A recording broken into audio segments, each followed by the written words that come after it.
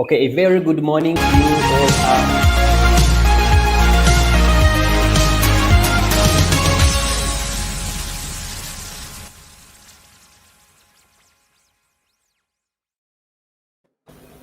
A very good morning to all our viewers and listeners on the second day of April. It's a Good Friday for the believers. So it's one of those unique Fridays when I have to conduct this show amidst what is widely known as a public holiday. But either way, it's good to have you all on set. And for the next 1 hour, we're going to be discussing putting a spotlight on our parliament. They did celebrate 100 years, but as Ugandans, what does that mean beyond celebrating? I think it's important to take stock of the kind of parliament, how it has evolved over time, and up to a point where we are now. I know the number of mixed reactions on the performance of our parliament. So we will look at, are we on a progressive path, or are we on a regressive path concerning how our parliament is expanding its work in trying to promote democracy. With you again, as usual, my name is Felix Kafuma. I'll be moderating this show for the next 1 hour. And also in the studios, I'm happy that I have two guests, a gentleman and a lady, and these are known faces. I'll start with a lady. I have a political analyst. She's also a human rights activist for over 10 years. She's an ambassador for sustainable development goals. And she's so passionate about, especially the SDG 16, which talks about peace, justice, and building strong institutions. He's also a university lecturer for constitutionalism and political development, as well as human rights and political science. She was very active in 2018, participating in the African Youth Summit on the SDGs in Accra, Ghana. And that's where she was also voted the chairperson of the East African Youth Committee on SDGs. She's a mentor, and she has mentored over 1,000 young people and men and women all over the world. She also has run a number of advocacy campaigns, one of them being My Voice campaign, which aimed at amplifying youth voices in electoral democracy in Uganda. She has also run a campaign on promoting active citizenship. So allow me to introduce Namayengo Lydia. You are most welcome to this show. Thank you so much, Felix, and the viewers. I'm happy to be with you today. Great. And then my other guest is none other than David Pulkol. I'm sure that name is not new in your ears, and that face is not new to you. Pulkol is a founding member of African Leadership Institute, and we know very well that AFLI for a couple of years running, it has been publishing the performance of MPs. So I think we would have a discussion in that area as well.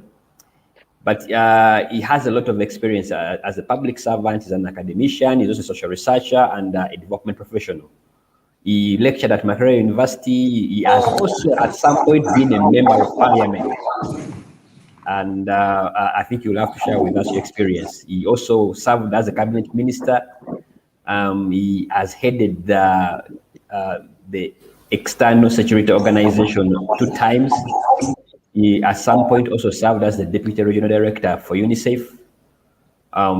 He's also a specialist in applied research, legislative practice, policy analysis, then democratic governance. It's good to have you on set. You are most welcome, David Pulkol. Thank you. Okay, all right. Let's get this started. I know, Lydia, you were giving us the years much earlier. I think you said 1888 when we had the first parliament. If yes. Okay. Yeah. Okay. But there are certain parliaments I'm also very interested in, especially when we got in, I think from around 62. 1962? Yes, up to date. I think we've had about 10 parliaments in between. And I know the first time we see parliament being under attack and its powers taken was, I think, in the 1966. Where there was a Kabaka crisis. Yes, and since then, we've had, I think it's difficult to point at which parliament has exercised its functions without due interference of the executive, what we call an independent legislation. So I'm going to ask, and I'm starting with you. Yes, they celebrated 100 years, but what is the significance looking at the performance in terms of executing the tripartite role of the legislation, representation, and oversight? What, in a snapshot, what can we talk about the quality and nature of our parliament over time? Thank you so much, Felix. Good morning, our viewers and everybody who is following in on the show. I'm happy to be here today. Like said, my name is Lydia Namayengo. And so when we talk about significance of celebrating 100 years of parliament, probably you will be counting celebrating parliament at that time. But I want to take you back a little bit to the history of the parliament. That parliament in Uganda basically began in 1888 when we had the Imperial British East African Company that started administration in Uganda, which was basically a minimum at a lower level of a parliament, which was in charge of collecting taxes, administration of justice on behalf of the British Crown, and also in being ensured that they promote peace, order, and then good governance of all Ugandans. That's the time when we went through the 1902 up to the 1962 Constitution of Uganda. When you follow through the constitutional history of Uganda, you will actually realize that Uganda had its first constitution, which was the Order in Council, 1902 Order in Council, that gave birth to most of these things that actually existed. But as we kept on following up from 1902 to 1962 to 1966 and all the others, you mentioned about the 1966 that was actually a helm of the many issues that happened. And one of the key issues that happened at that time was the Kabaka crisis, which actually led to so much bloom on what happened in Parliament. And you realize that in 1962, when we had our first constitution, our first parliament, which was a National Assembly, that actually ran up to 1966, where we had John Bowen Griffiths, who was basically the Speaker of that parliament, to the time when we went to the second parliament of 1967 to 1971, where we had Narendra M. Patel. At some point, there was some kind of participation. There was some kind of representation. Before, initially, we had 7 representatives who actually composed of the parliament, which was the first parliament in 1888, the one I talked about. But as time went on, when the Legislative Council was set up in 1933, that's when we now went down to expand the parliament a bit to become 17 members of parliament, then to have 28 members of parliament, then to have 14 Africans, because initially the Legislative Assembly actually was just consisting of the Europeans who were the members of parliament representing us as Ugandans, because we were under a British colony. So maybe one of the things that we want to mark as part of parliament is being able to move away from becoming a British colony, which was directly represented by Europeans and Indians, to now being represented by Africans and fellow Ugandans who are coming from the various regions of government, from the various regions of this country. So I think that is one of the things that would actually make us mark the 100 years of parliament. And it will be very key because currently no European represents a Ugandan. Currently no Indian represents a Ugandan. Currently all the constituencies that we have in Uganda from the 146 districts are represented by Ugandans. So that is a very key thing for us to ensure that at least we may not be able to say that we're directly not under colonialism anymore. We may be under indirect colonialism, but at least directly we are being represented by people who are coming from Uganda. So why do we mark these years of parliament? We should be able to mark these years of parliament because at least parliament has been able to exist as an institution and still existing. Because when you check the 1995 Constitution of Uganda, it basically brings about the establishment of Chapter 6, which is the legislature, and it says there shall be Parliament of Uganda, which shall be able to have people who are coming from the different constituencies, the directly elected constituencies, the members of parliament representing the women, youth, and all the others. So one of the things that we want to be able to look at is that we have been able to have a parliament which is existing, that has not yet been overthrown. We have been able to have a parliament that has upheld the constitution. It hasn't yet been able to overthrow the constitution. We have been able to have a parliament that has tried at least to be able to pass some bills and laws and acts of parliament that are seeing this country being governed against. And we have been able to see a parliament that has been able to make and approve national budgets, because we realize that the main key functions of parliament is basically legislation, representation, oversight, and appropriation. And I think that to some extent, to a lower extent, parliament has been able to make the laws. To some extent, parliament has been able to make national budgets every financial year, even when we say that the national budgets have not been able to prioritize issues concerning the citizens. In most cases, they're always prioritizing either the military, or maybe they're either prioritizing either the state house. They're always prioritizing either issues to do with security. They have not been able to come up to prioritize issues concerning the citizens, like health, like agriculture, which is the backbone of this economy, like education, and also skilling and employment. That is one issue, but at least every financial year, one of its functions, which is appropriation, through making a national budget, Parliament has been able to make a national budget every financial year. It has been able to get representatives and hold elections in the name of representation every financial year, every 5 years. And we have been able to make laws every other time and then. And we have also been able to advance to actually putting up national development plans that have the different things that we're going to be able to do as a country, and we're going to be able to move through as a country. However, we realize that most of the issues that actually Parliament is supposed to be doing are not being done. We are seeing a Parliament today that is being controlled by the executive. We are seeing a Parliament today. Lydia, first one is there. We are going to come to that point where now we look at what are some of the gaps that Parliament is facing. This is where I want to bring in David. I don't know. Probably you are older among all of us here. I want to look at the period after we got independence, because I know the first Parliament after independence was the 62 to 66, and then the next Parliament which we had thereafter was the Parliament of 66 to 71, which we call the second Parliament after we got independence. The third was 79 to 80, a very short-lived Parliament. Because at that point in time, power kept changing hands. The fourth Parliament was the one between 80 to 85.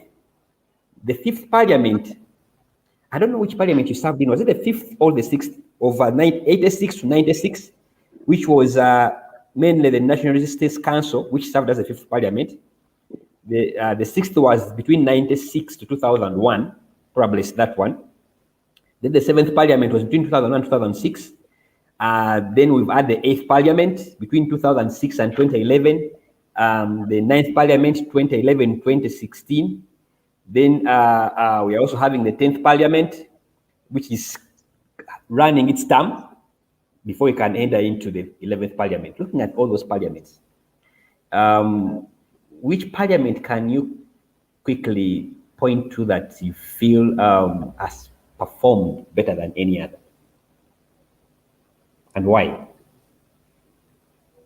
Well, it's difficult to say it with precision, because then you don't have the scoring of each of those parliaments for you to look at the trends and the patterns and see how it has been increasing or decreasing. But looking at the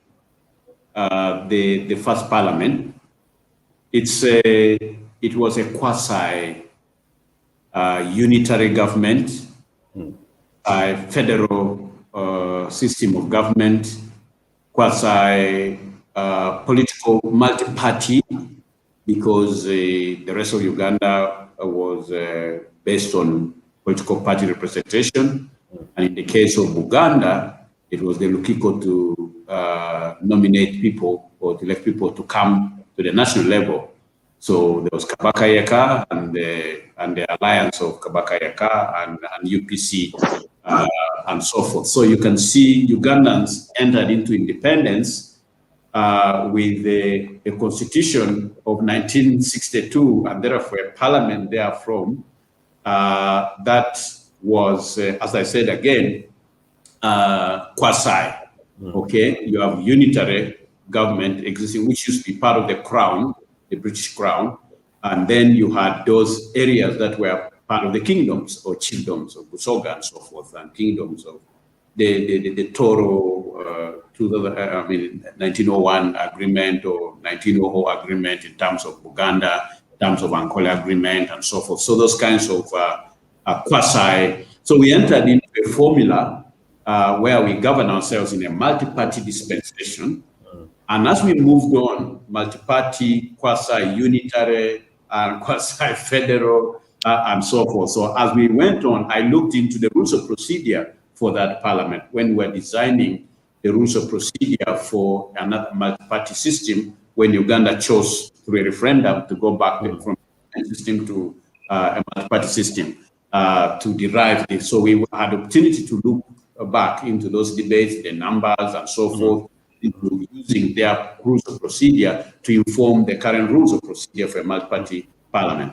Now, when you come down to 66 crisis and therefore 1967 constitution, an assault on constitutionalism to take away power and centralize it on the executive in terms of the presidency. The pigeonhole constitution, as it is named, and that followed from it, which was still, again, one-party dominance, and you see people crossing the floors. Okay, people elect you as DP or as this party, and then when you reach the floor, without even seeking approval of your constituents, you just cross the floor in terms of state capital again. So you see, we began as a multi-party democracy, we ended up as a single-party democracy. And then came the Idi Amin era. Amin had no pretense, okay? He ruled with bare knuckle. You can say, if you are man enough, why don't you do like Idi Amin did? Idi Amin just, what did he do? He abrogated the constitution, he suspended the constitution, he dissolved parliament and ruled by decree. The word of the president became the law and could be drafted into a legal thing. Like he dreamt in Moroto, he saw Asians running away, he saw Africans prospering, and when he reached Tororo the following morning, he made a decree ordering Indians to flee, to run away, and in 90 days. So just out of a dream, imagine in the marble city now of Moroto, and then we announcing this in air and seaborne regiment. Imagine, that's how we called the military barracks in Rubong in Tororo. It was air and seaborne regiment. Can you imagine Uganda having a seaborne army without a sea? But anyway, that is the fun. So we've gone into from a multi-party quasi-federal system of government to single party to now completely military dictatorship and authoritarianism.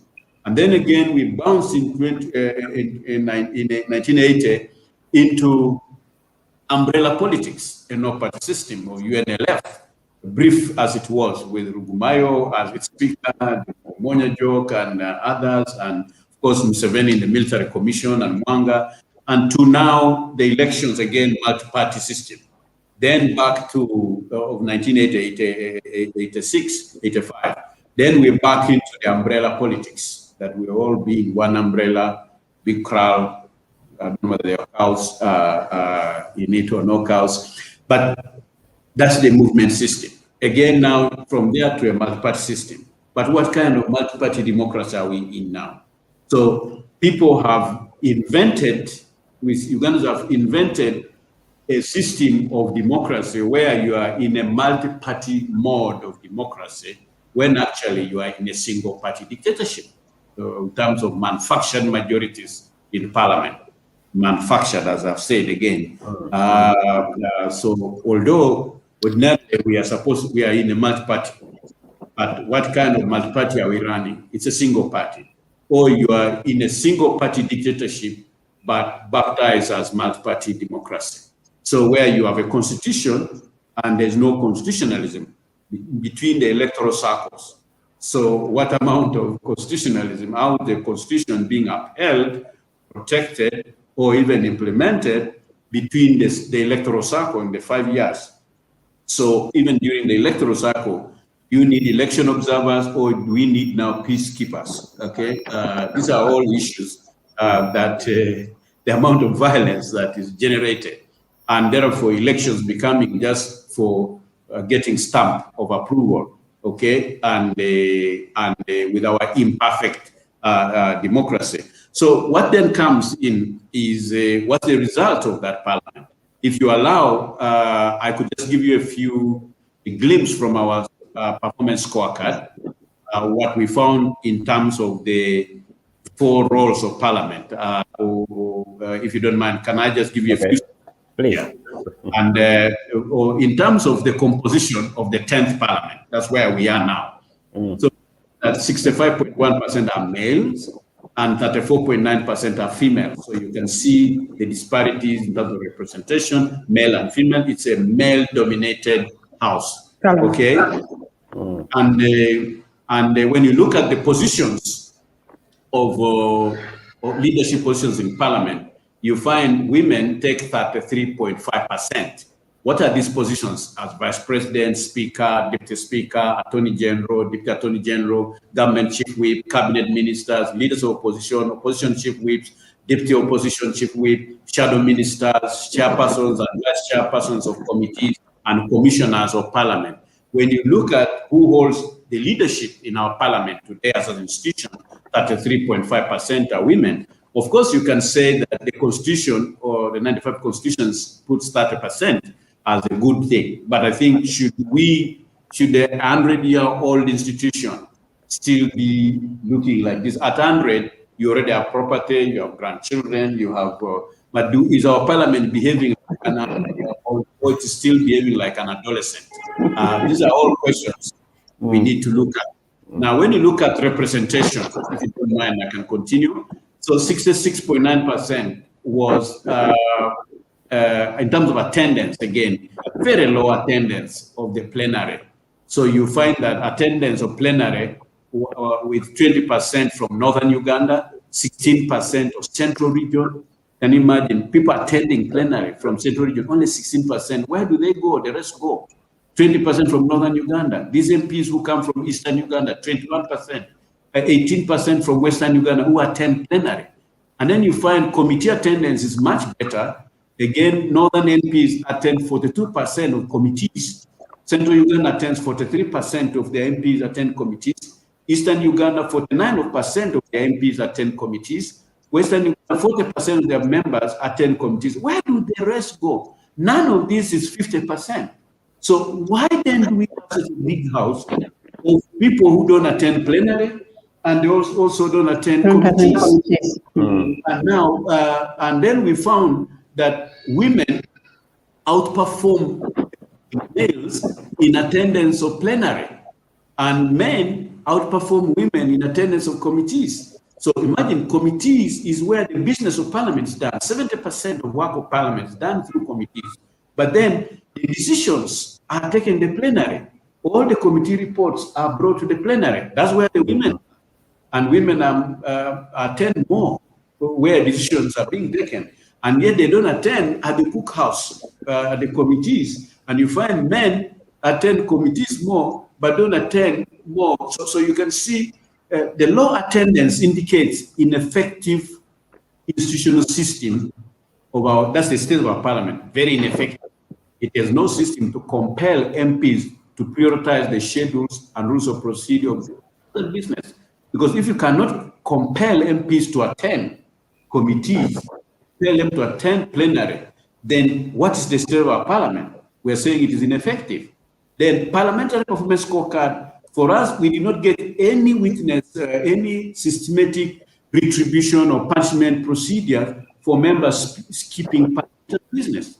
So people can go on study leave, people can absent themselves and show up on 15th day and absent again. And then there are sacred cows who never attend at all and nothing is done to them. So this is our parliament on representation. When you go to legislation, we found only 51.4% of our MPs actually participated in debating and enacting laws.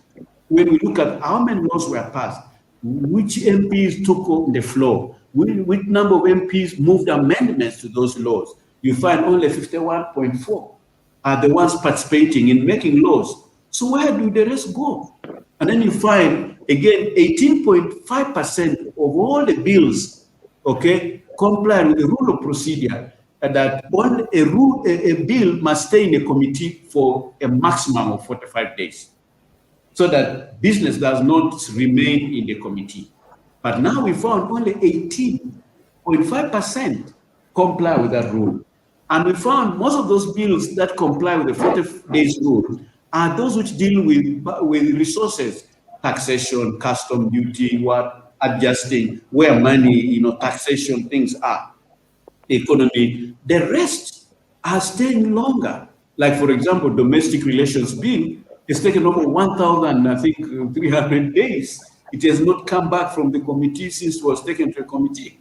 There are committees there are bills that have spent 900 days. How many years are those that a committee is stuck with business and has not brought back to plenary, implying that time is not effectively used by committees to avoid backlogs.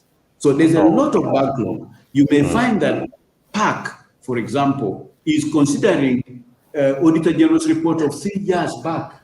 Those parliaments have ended, and now their reports, how do you act on them? It's stale, so because of backlog. Again, additionally, bills were found not to be given equal attention as committees prioritize bills. Like you saw our OTT bill was expedited within a short time.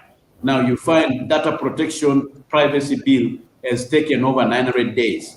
You find domestic relations bill are also taking over 1,153 days and still counting. It has not yet come back. So there was no evidence to compel MPs to equally prioritize the bills and to conduct even research to equip the House with adequate knowledge to equip members to address difficult bills. So this is the state of our parliament. When you go to oversight, you find again that 36% of the issues of national concern that citizens raised are from Western Uganda. 27% of issues raised are from Central Uganda. 27% from Northern Uganda. 11% from Eastern Uganda. So the underperformance of Eastern region MPs in this area is not explained. But you can see again, you're talking about 36%, 27%, 27%, 11%. So nobody is making the 50%. So what really is happening? Further, you can see the national issues raised covered only 8 sectors, 29% on local government, 21% on human development, education, health, and so forth, 14% on agriculture, trade and investment, 13%. The issues which MPs raise on the floor, 7% on environment, 6% on infrastructure, 6% on social issues. Now, when you look at 3% on foreign affairs, again, in our parliament today, the ministers responded to 51% of these issues raised instantly, okay? But there's no evidence obtained to practical systematic procedure for ministers to provide response. In the Zambian parliament, for example, ministers are given 60 days within which to report back to parliament on a matter that parliament has decided. In our case here, no requirement. You can go on holiday. Nobody will come back to you to say, you said this last time. How far have you gone? Nothing in our parliament today. Members of parliament were largely absent in district local council meetings. Our Local Government Act makes members of parliament ex-officio member of their district councils, because MPs come with a lot of information from the center. They meet the president, they meet the ministers, they've taken decisions. The councillors come from the sub-counties with the concerns and problems of people. So when they meet in the district council, the idea was that cross-fertilization takes place. The MPs leave a lot of information for councillors to take that information to the grassroots, and then they pick from the councillors issues to bring to the national level during their question time, to raise petitions, to inform their debates. Now, if MPs don't attend district council meeting, so you find that our democracy is not functioning the way it was supposed to. Now, when you come to appropriation, that means allocating budgets.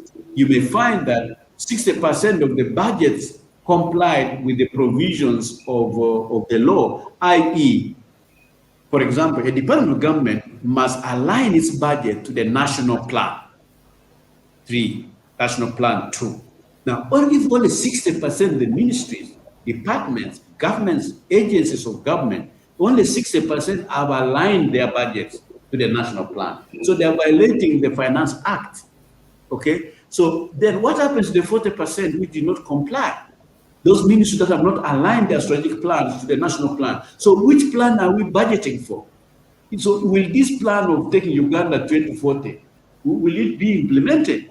Because if only 60% is budgeted for, so if what happens to the other budget? That's the state of our budget of our parliament today. When you go to the procure loans, you can see now we are reaching 50% of our GDP in loans, and how much money is going to servicing the debts. So is our parliament using their power of appropriation well? If you look at the current debt, you may be saying per population, you may say every Uganda now has got 1.2 million shillings. You're carrying a debt of 1.2 million. David, I want to jump in there. Thank you. Because we had a discussion around the debt burden of Uganda.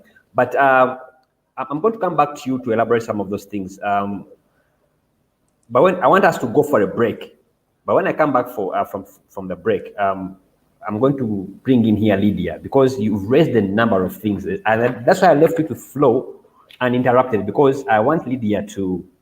You've raised things concerning the leadership issues, things concerning legislation, the gaps concerning representation, with some interesting statistics, and also some bit of gaps concerning appropriation. And when Lydia we come back, and we are going to kind of like ask ourselves a golden question, because what David is sharing with us is the performance of the 10th Parliament. But there have been arguments that over time, the quality of Parliament has been reducing. Some people have argued that probably the best parliaments we had were the 7th and 8th. And depending on, I think, what they saw come out of those parliaments, compared to some parliaments like the 10th and the 9th, and some are saying that probably even the 11th Parliament might be worse. So I want you to, when we come back, to discuss why are we having a Parliament that is on a down low. Let's go for a short break.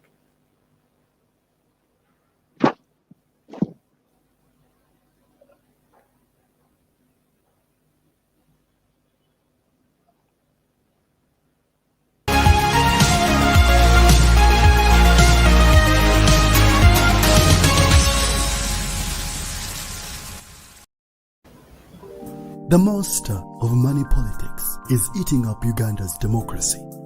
When you take money from a candidate, it means you are feeding the monster. Then you become a part of the problem. When a candidate who overspends on campaigns is elected, he or she will not represent voters but himself. He or she will engage in corruption to recover campaign money. Social services will not be delivered and the voter will suffer more. Voter, let's be wise. Give democracy a chance. Do not sell your vote. Focus on the issue.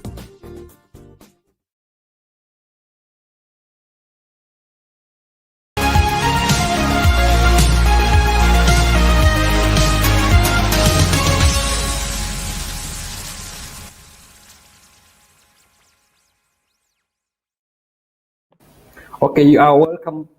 Most welcome back to our second part of Action Talks. We are busy discussing, looking at the 100 years of Parliament. Are we having a progression or regression?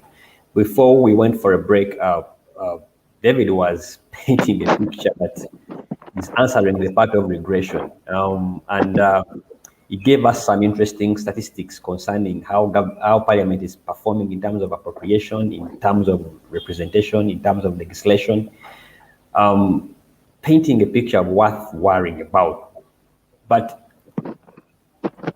Lydia, the people who have argued that probably the 6th Parliament was one of those parliaments that exercised some level of independence. I think because of the I think it's remembered for having tackled, for example, government corruption. So people have argued that probably it was strong in that area. Then others have argued that probably also the 7th Parliament, although albeit it is much tainted with the 5 million bribe. I think you remember that bribe of removal. I think it was for removal of term limits. Yes, term limits. term limits makes it much less a palatable parliament to some people. But at some edges, probably it still had some grit. There were some good legislators in that parliament who could debate very well, eloquently, and pass bills. Why, considering what David has shared, why are we having a parliament that one I would say keeps diluting every cycle? Okay, thank you so much. Our parliament keeps diluting every cycle, and the quality of parliament keeps going down every cycle because of many issues. But some of those issues basically rotate around the electoral cycle, right from the pre-electoral period to the election day and then after the elections. But before the elections, one of the key issues is that what kind of leaders do we elect in the elections when we go out to elect? Today, citizens have resorted to commercialization of politics. A person who has money to bribe voters is the person that they're going to be able to vote into parliament. Now, this has become a very big problem because we have now resorted to having businessmen becoming political leaders and taking over governance of this country rather than the people who are supposed to be able to govern this country. So when you have people who actually go ahead to come and stand in parliament as leaders who have not been able to go through any kind of training, who have no background in leadership whatsoever, who have no background or maybe qualifications in leadership, who have no interest in leadership but have just come to parliament to make money, then we will not be able to expect a qualitative debate from such kinds of leaders. So I think that one of the things comes from the voters, that time when we go to vote, we are not voting for people who have quality, people who can debate issues, people who can speak about issues concerning us, people who understand what leadership is about, but we are voting for people who have been able to bribe us and pay us money to be able to actually go ahead and ensure that we can get into that space. And then number two, the quality has also been able to reduce because of the leaders who are not accountable. When political leaders who have been able to be voted into power fail to become accountable, fail to give accountability in terms of delivering services as promised, then we actually realize that the type of leaders you're going to be able to get are going to be very terrible. Then the other thing you could be able to think about is that in most cases, we had been able to lack qualitative and continuous voter education regarding to the roles and responsibilities of different leaders. Citizens are voting leaders into positions, not because they are the right leaders, but because they don't understand what a member of parliament should do. People go to parliament and they'll promise to make roads. People go to parliament and they'll promise to construct schools. They'll promise to give them bursaries. They will go and attend every barrier every now and then. So they're going to be voted into power, not because they're the right leaders who understand leadership and are going to be able to vote qualitatively, but because they are the people who have been able to provide finances and all the other things to the citizens. Then the other thing you actually had not been able to go ahead to run away from is the continuous interference in the powers of parliament, in the independence, because we have seen today there has been continuous lack of separation of powers among the three arms of government. Every day in this kind of government we're living in, because we are under a unitary system of government where we have one central authority that is in charge of power, aside from the federal system of government where you have power coming from both the central and then also the regional states. Today, under a unitary system of government where we have three organs of government, we have seen the executive overthrow the two other organs of government, the parliament and judiciary, and become the only organ performing. To be particular, we have seen the office of the president overthrow the powers of parliament, the powers of the judiciary, the powers of the executive, and all the other kinds of things. Parliament today will debate on bills that do not concern citizens, but concern the government staying in power, and they will pass them because of the interference of the executive. We have seen today Parliament failing to be able to debate on issues because of continuous bribery and corruption that is happening in Parliament.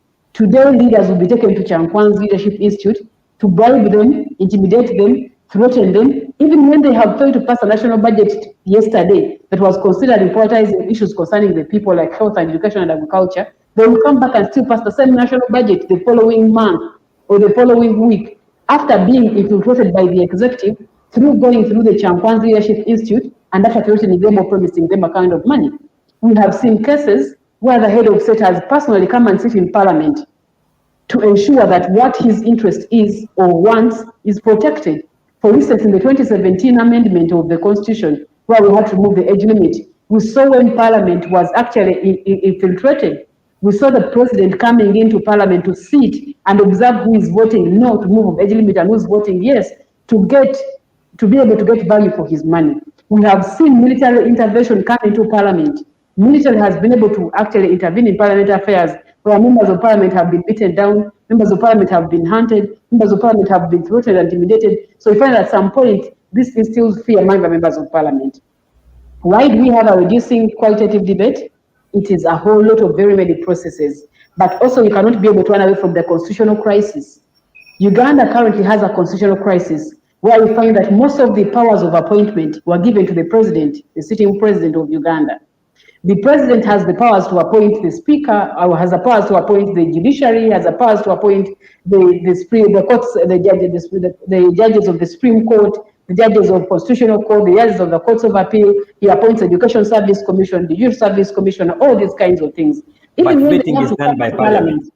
Even when they have to come to Parliament for vetting, we have a problem of the caucus, where they vote depending on numbers.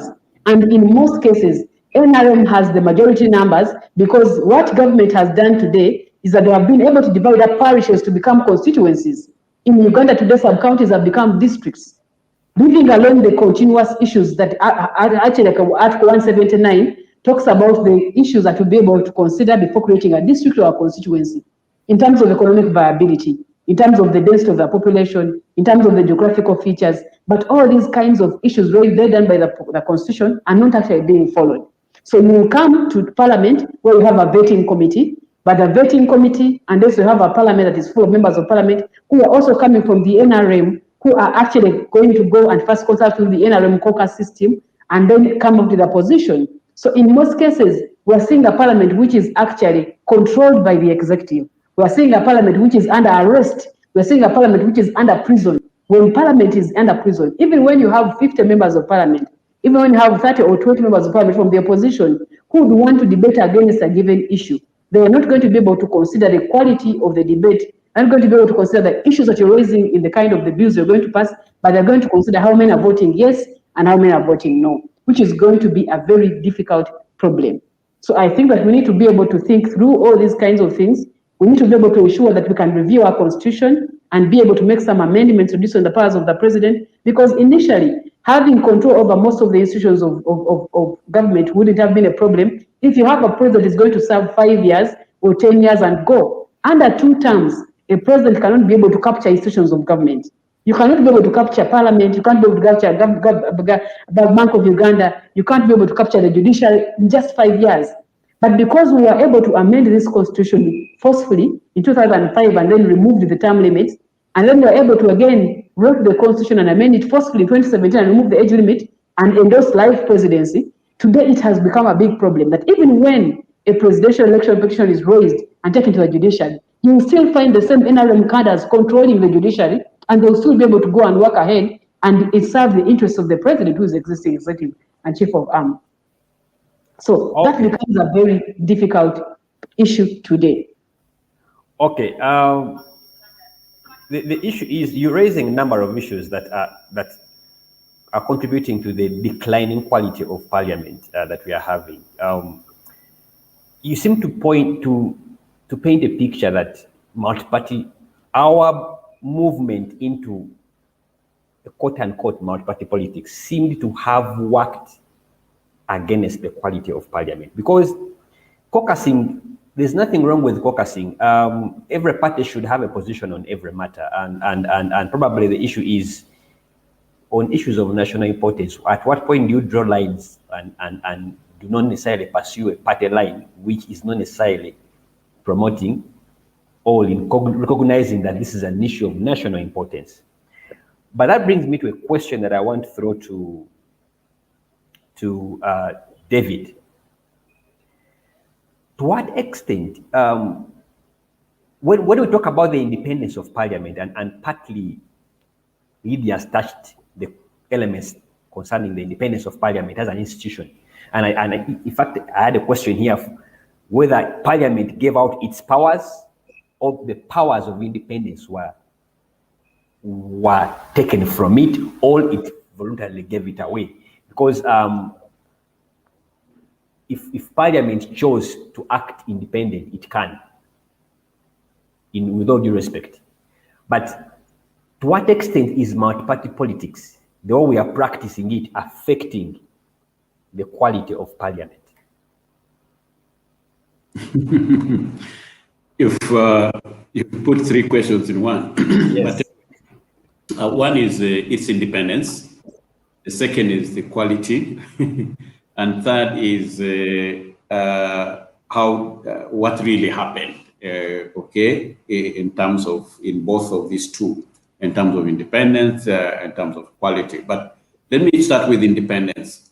Yes, when we were at the CA, the Constituent Assembly, trying to craft a new constitution for the Republic of Uganda, and Odoki Commission moved the country and moved and got amendment, got suggestions and so forth, put a draft together. Then 93, 94, 95, we passed it.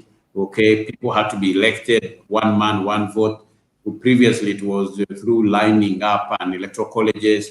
And then to debate the constitution, we thought when we have directly elected people based on one vote, one man, one vote, to come and discuss the constitution. So what did we do? We tried to took away power from the executive, which was so powerful, and put that power to the institution of parliament, because the institution of parliament, for example, is the one which creates districts or creates geographical areas which have a capacity to become constituencies for electoral constituency purposes. It is only parliament. The way today parliament is behaving, okay, because the procedure is the local council resolutions come to the Minister of Local Government that we intend to, okay, the Minister of Local Government sends a committee, a commission to investigate those issues that Lydia pointed out, in terms of the economic viability, in terms of population, in terms of many things, okay?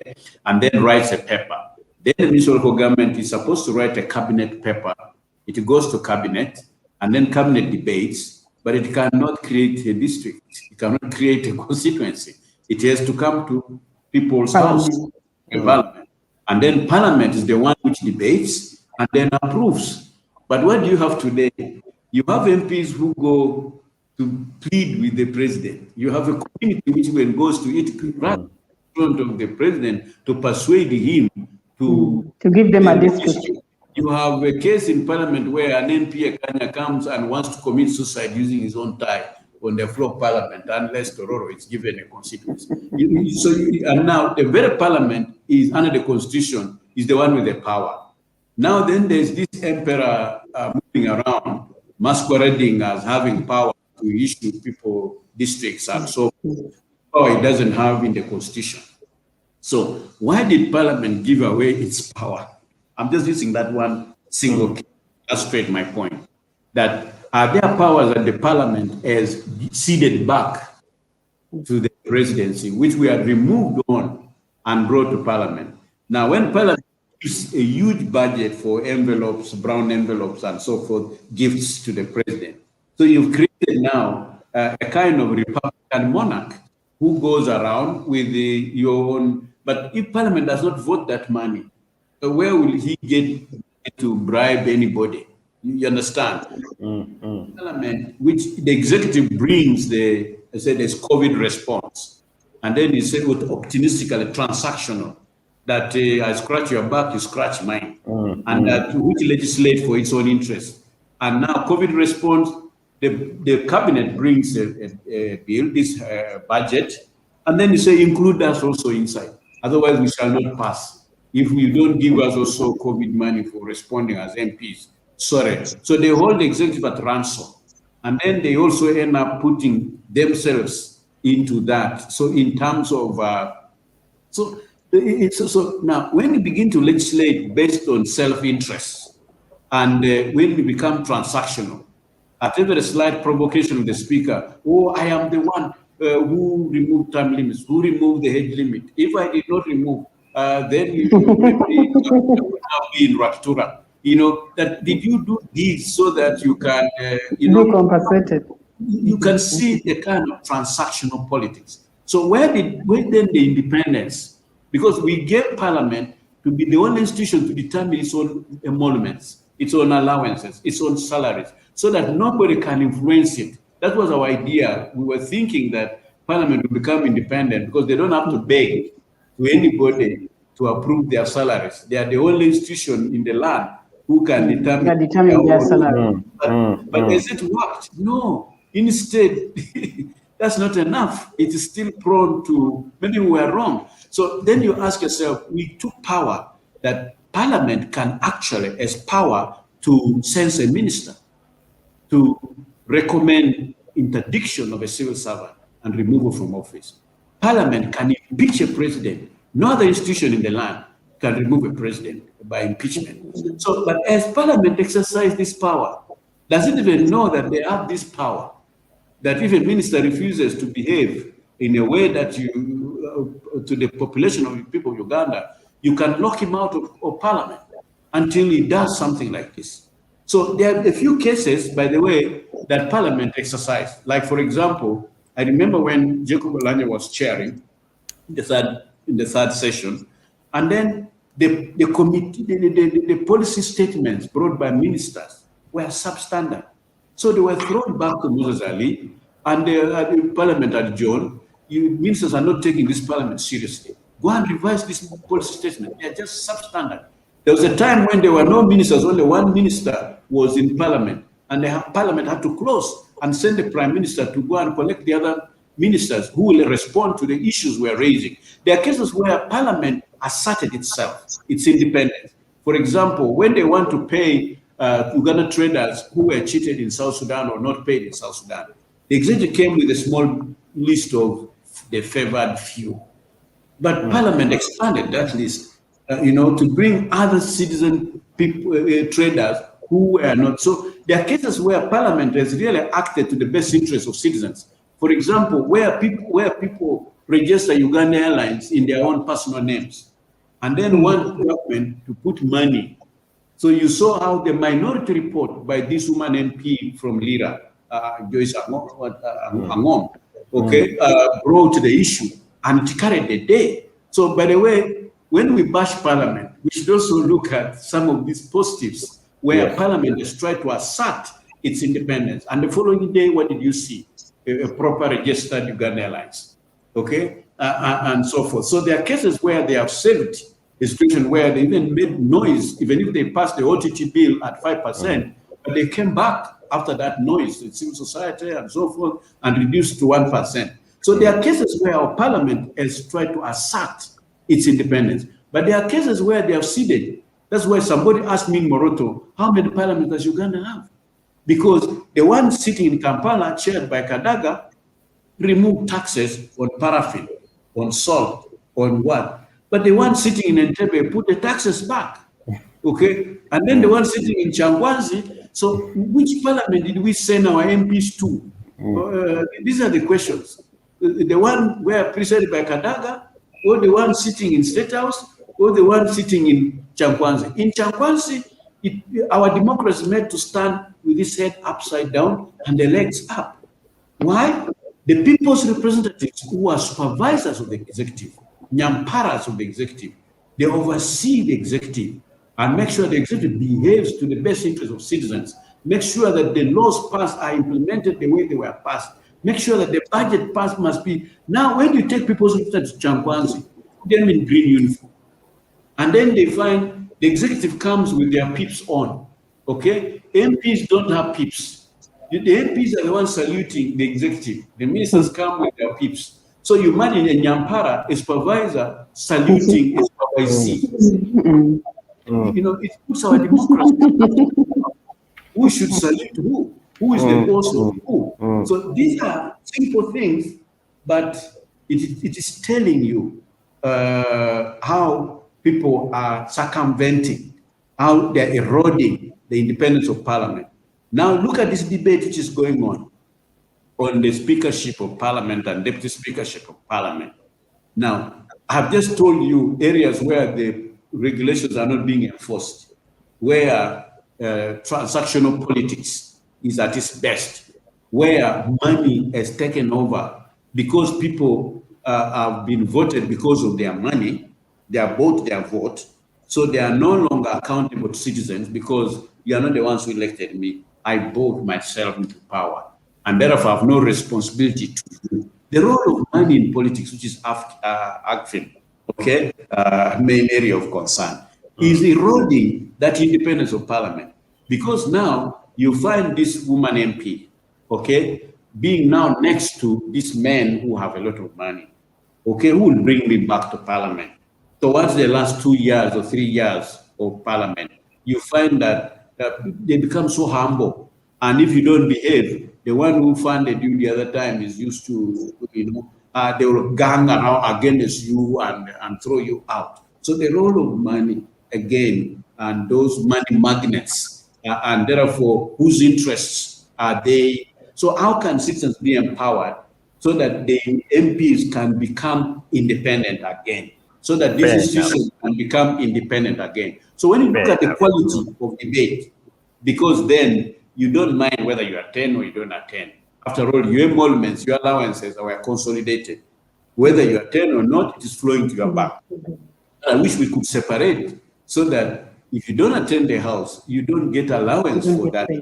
Okay? If you don't debate, if you don't participate, we need to disaggregate your basic salary from these other emoluments and then make, Let's come to that, because you're moving into my next question, and I'm going to start with, which is okay, because you've kind of like ushered me into that area. And I'm going to start with Lydia, because I was looking here, if my mathematics is correct, the previous parliament had the outgoing parliament, which is the 10th, had 457 MPs.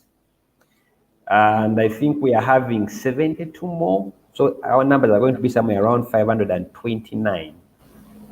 I was listening to Honorable, this gentleman of FDC, Samujunganda, saying that when you look at the bloated parliament, we are going to be spending 1 billion per day on running that parliament.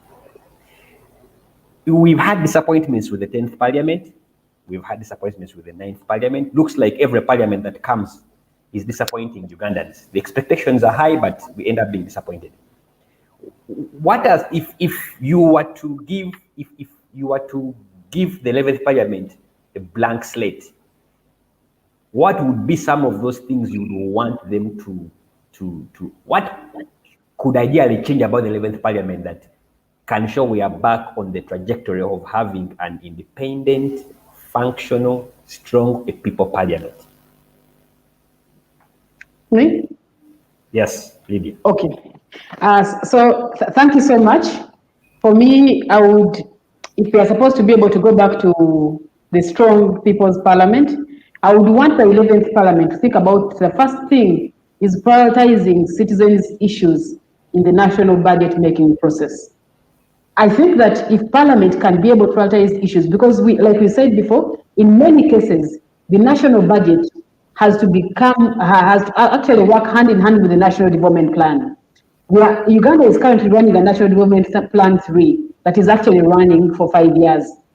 But in most cases, when we come up to make a budget of every financial year, like how we going to pass one in September this year, in most cases, in June this year, or June, July this year, in most cases, what will happen is that you will see many things which are irrelevant to citizens taking the highest portion of the national budget.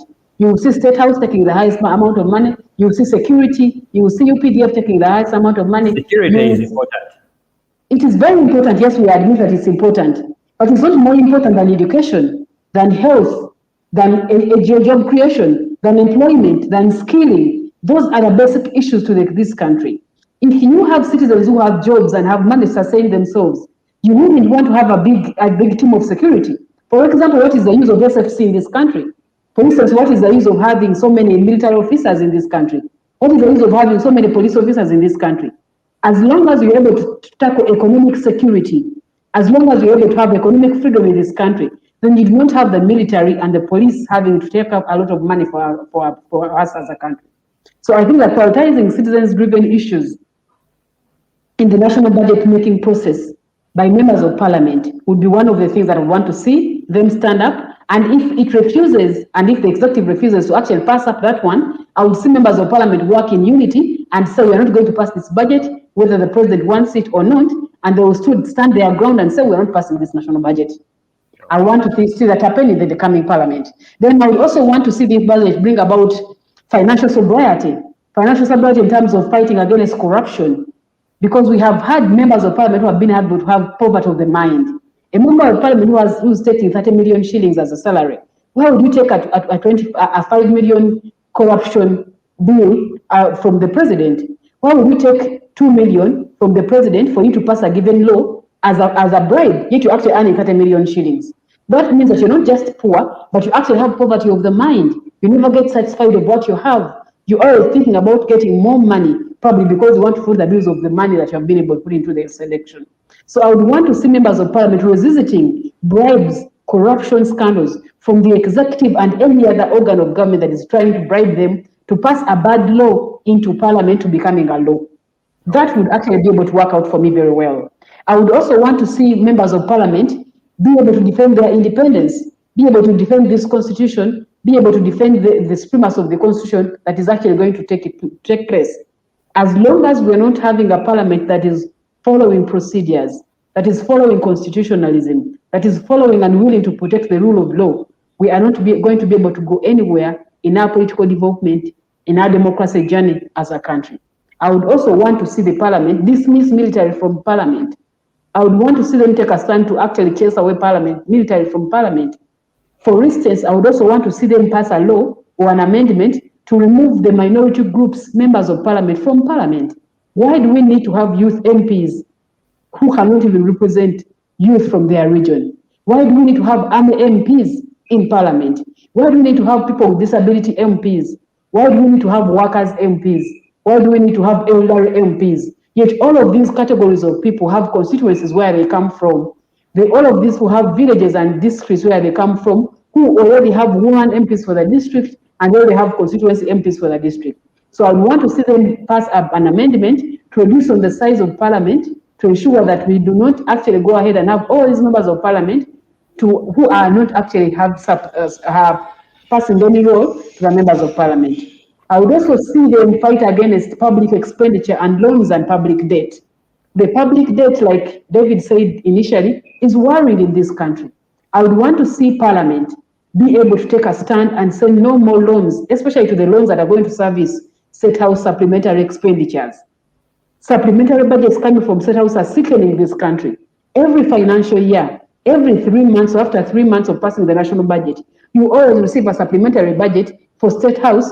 Used for what? Keeping Museveni in power. Used for what? Bribing people in opposition. Used for what? Buying tear gas and police and military and the army to be able to threaten citizens, not to demand for their rights. So if we can be able to have members of parliament who are going to reject unwanted loans and debts for this country, if a law is going to be able to be got to ensure that we're constructing a road, that is okay. If a loan is going to be got to consider going to put up a standard road, that is okay. But a loan to service supplementary budgets for parliament, for executive and State House, a loan to bring more tear gas in this country, a loan to facilitate police in this country and military, I do not think this country needs such kinds of loans and public budgets to continue consuming us as a country and tripling us down as a country. Oh, okay. All right. Thank you. And I'm coming to you last, David, because our time is, I'm 3 minutes into top of the hour. Quickly, as we wrap up, what are your expectations of the 11th Parliament?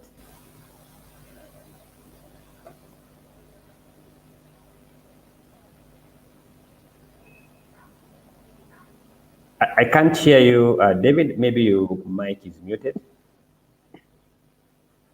Yes, sorry. Okay. I was saying that maybe they need to amend their rules of procedure so that systematically compel MPs to work within the prescribed period of disposing bills. We would like to see them become actually overcome those backlogs.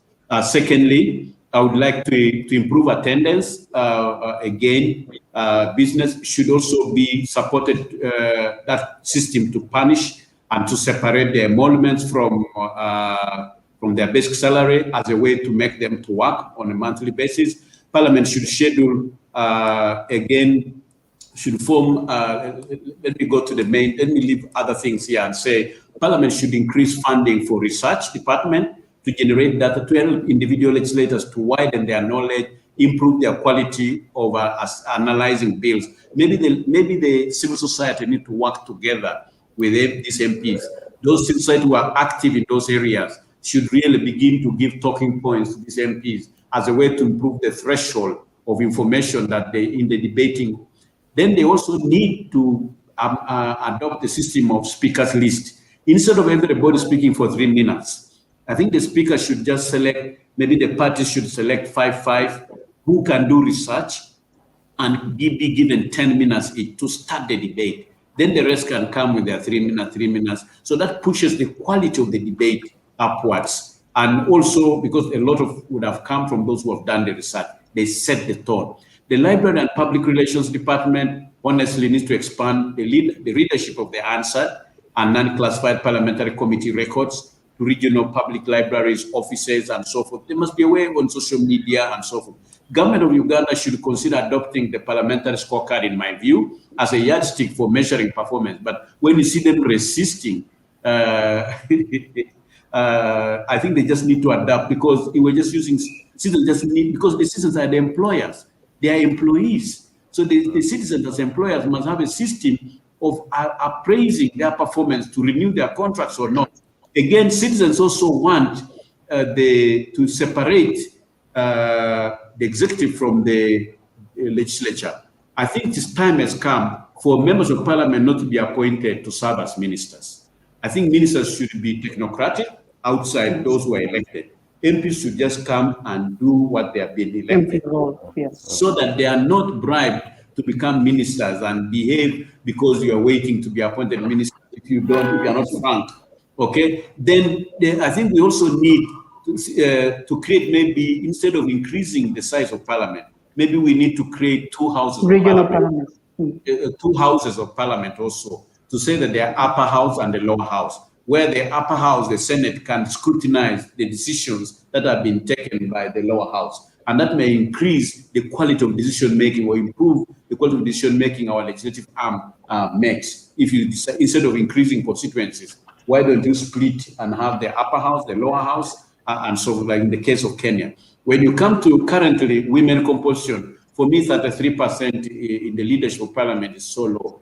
I think we need to aspire more, 40, even work towards 50%.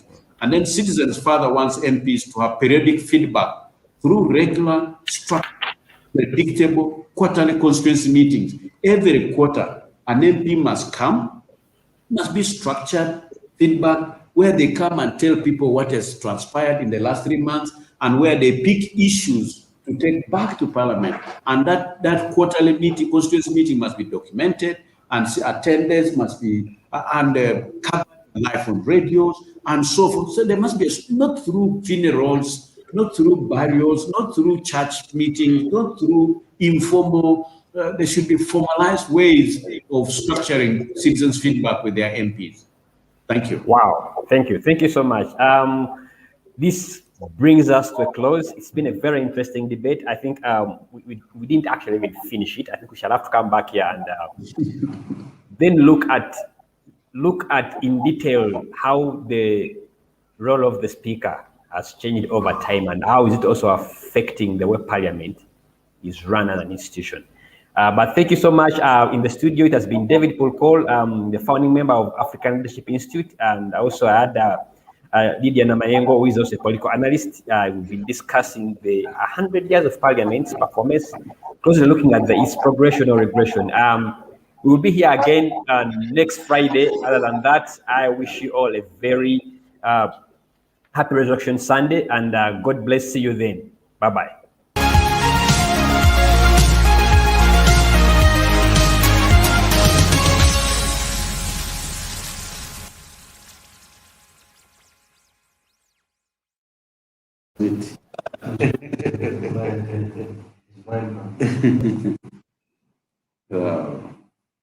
Okay.